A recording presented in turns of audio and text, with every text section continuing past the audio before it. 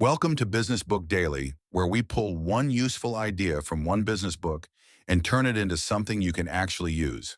Today's book is Switch by Chip Heath and Dan Heath. The Heath brothers are authors and business thinkers known for turning psychology and behavior research into practical frameworks for leaders, teams, and organizations. Before we get into the book, today's episode is sponsored by CommissionOnly.com. Want to sell more without adding fixed sales salaries? Many companies hire commission-only reps, experienced sellers who get paid only when they produce. Post your opportunity on CommissionOnly.com and get in front of motivated reps who are already looking for performance-based roles. That's CommissionOnly.com. Now back to Switch. The big idea is simple. Change is hard because people are not purely rational. That may be inconvenient, especially for leaders who believe a strong slide deck should be enough to transform human behavior by Thursday. But most of us do not change just because someone explained the facts. We also need to feel why the change matters. We need to know exactly what to do next. And we need an environment that makes the new behavior easier to repeat. Switch explains change through three parts: direct the rider, motivate the elephant, and shape the path. The rider is the rational part of the mind. It wants clarity, logic, and a plan. The elephant is the emotional side. It brings energy, desire, fear, hope, frustration, and momentum. The path is the environment around the behavior. It includes the systems, steps, defaults, tools, reminders, and friction that make action easier or harder. Lasting change happens when all three work together. That matters in business because most change efforts fail in the gap between agreement and action. A team may agree that something should change. They may even nod very seriously in the meeting. But without clear steps, emotional buy-in, and better systems, old habits usually win. The first concept is directing the rider. People need to know what to do. Vague goals like be more customer-focused or improve communication sound good, but they are hard to act on. Clear moves work better. Respond to every support ticket within 4 business hours is easier to follow. Send every customer a same-day update when a delivery is delayed is easier to follow. Start each project meeting by naming the decision needed today is easier to follow. When the next move is clear, people spend less energy guessing and more energy acting. The second concept is motivating the elephant. Facts can explain why change is needed, but emotion often supplies the fuel. People need to care. They need to feel the cost of staying the same or believe that a better future is possible. That does not mean leaders should manipulate people or turn every change effort into a motivational poster with suspicious mountains.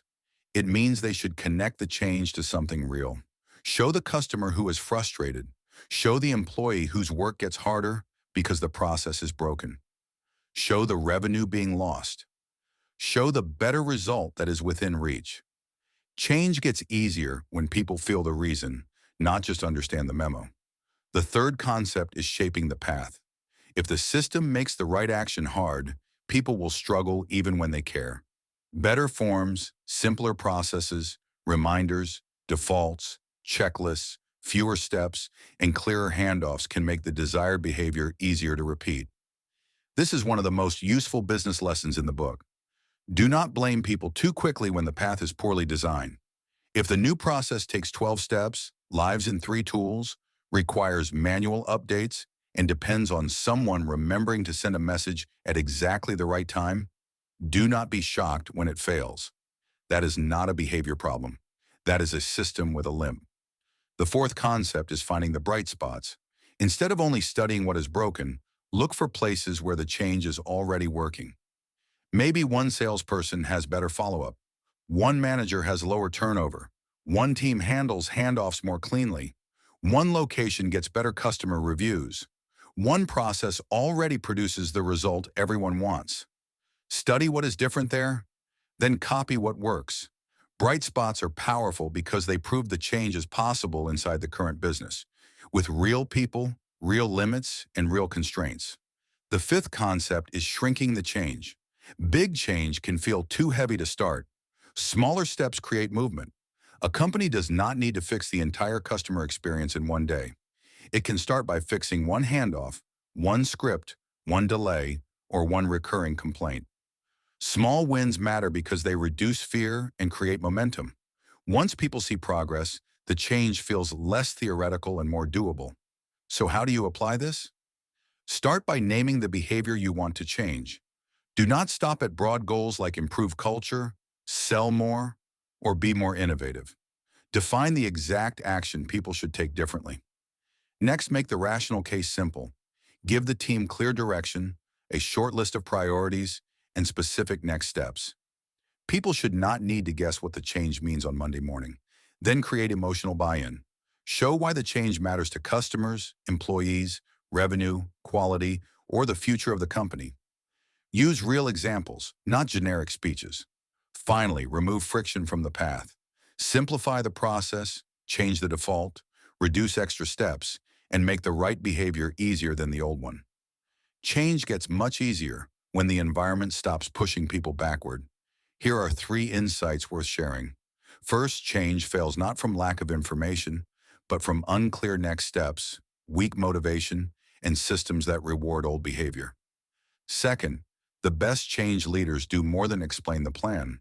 They make the right behavior easier to start and easier to repeat. Third, big change often starts by finding what already works. Study the bright spots, copy the pattern, and scale the behavior. Switch is worth reading if you lead teams through change and need a practical way to turn agreement into action. It is also useful if you want to understand why people resist change even when the facts are clear. You might skip it if you want a technical change management manual instead of a clear behavior change framework. Today's closing sponsor is memoirghostwriting.com. Many of the best business books begin as ideas leaders have been refining for years. Frameworks, philosophies, and lessons learned the hard way. Writing the book forces those ideas into clear form, and once they're on the page, they can travel far beyond a single conversation or presentation. At memoirghostwriting.com, we write memoirs and business books for entrepreneurs, founders, executives, and industry experts. We handle the interviews, structure, writing, editing, design, and publishing, so the final product is polished, professional, and built around your voice. If you've ever thought about what a business book could do for your authority, speaking, consulting, lead generation, or legacy, visit memoirghostwriting.com. That's it for today's Business Book Daily. One book, one useful idea, and one smarter way to build.